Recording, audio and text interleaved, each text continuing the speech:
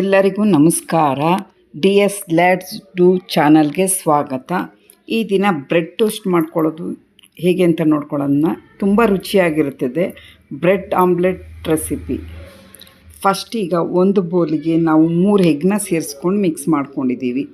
ಈಗ ಒಂದು 1/4 table spoon ಉಪ್ಪು, ಮೆಣಸಿನ ಪೌಡ್ರ್ ಒಂದು 1/4 ಟೇಬಲ್ ಸ್ಪೂನು, ಸ್ವಲ್ಪ ಅರಿಶಿನ, ಒಂದು 1/4 ಟೇಬಲ್ ಸ್ಪೂನು ಖಾರದ ಪುಡಿ, ಈ 4 ಸೇರಿಸ್ಕೊಂಡು ಮಿಕ್ಸ್ ಮಾಡ್ಕೋಬೇಕು. ಈಗ ಫುಲ್ಲು ಮಿಕ್ಸ್ ಮಾಡ್ಕೋಬೇಕು. ಏನೇನು ಸೇರಿಸ್ಕೋಬೇಕು? ಉಪ್ಪು, ಮೆಣಸಿನ ಪೌಡರು ಮತ್ತು ಖಾರದ ಪುಡಿ, ಅರಿಶಿನ, ಈ 4 ಸೇರಿಸ್ಕೊಂಡು ನಾವು ಚೆನ್ನಾಗಿ ಬೀಟ್ ಮಾಡ್ಕೋಬೇಕು.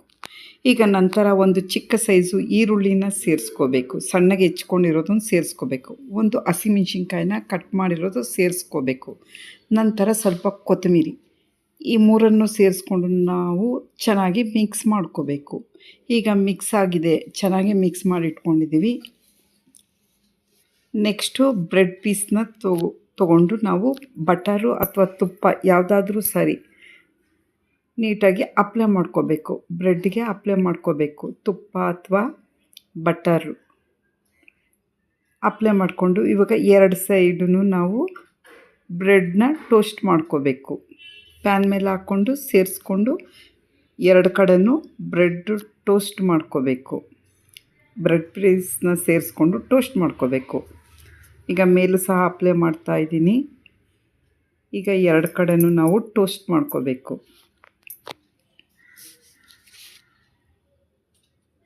2 ಕಡೆನೂ ಈಗ ಆಮ್ಲೆಟ್, ಈಗ 2 ಕಡೆನೂ ಬ್ರೆಡ್ಡು ಟೋಸ್ಟ್ ಆಗಿದೆ. ನಂತರ ಪ್ಯಾನ್ಗೆ ಆಮ್ಲೆಟ್ನ ಸೇರಿಸ್ಕೋಬೇಕು. ಈಗ ಮಿಕ್ಸಿಂಗ್ ಆಗಿರೋ ಆಮ್ಲೆಟ್ನ ಸೇರಿಸ್ಕೊಂಡು ಸ್ಪ್ರೆಡ್ ಮಾಡ್ಕೋಬೇಕು ಸ್ವಲ್ಪ. ಈಗ ನೀಟಾಗಿ ಸ್ಪ್ರೆಡ್ ಮಾಡ್ಕೊಂಡಿದ್ದೀವಿ. ನಂತರ ಬ್ರೆಡ್ ಟೋಸ್ಟ್ನ ಸಹ ಇದರ ಮೇಲೆ ಇಟ್ಕೊ ಒಂದೊಂದೇ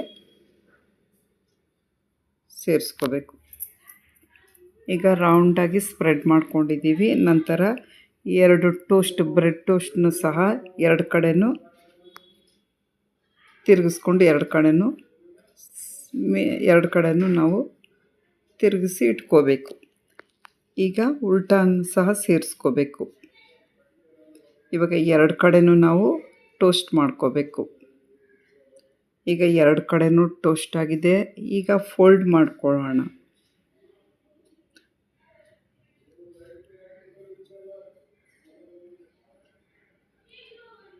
ಈಗ ಆ ಕಡೆ ಎಡ್ಜಲ್ಲಿ ಸ್ವಲ್ಪ ಜಾಸ್ತಿ ಬಂದಿರೋದ್ರಿಂದ ಫೋಲ್ಡ್ ಮಾಡಿಕೊಂಡು ನಂತರ 2 ಕಡೆನೂ ಬ್ರೆಡ್ ಪೀಸು ಮಧ್ಯದಲ್ಲಿ ಆಮ್ಲೆಟ್ ಇರೋ ಥರ ನಾವು ಫೋಲ್ಡ್ ಮಾಡ್ಕೋಬೇಕು.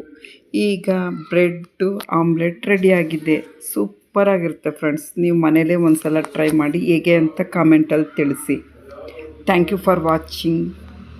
ನನ್ನ ವಿಡಿಯೋ ಇಷ್ಟ ಆದರೆ ಪ್ಲೀಸ್ ಲೈಕ್ ಮಾಡಿ, ಶೇರ್ ಮಾಡಿ. ನನ್ನ ಚಾನಲ್ನ ಫಸ್ಟ್ ಟೈಮ್ ನೋಡ್ತಾ ಇದ್ದರೆ ಪ್ಲೀಸ್ ಸಬ್ಸ್ಕ್ರೈಬ್ ಮಾಡ್ಕೊಳ್ಳಿ friends. Thank you for watching.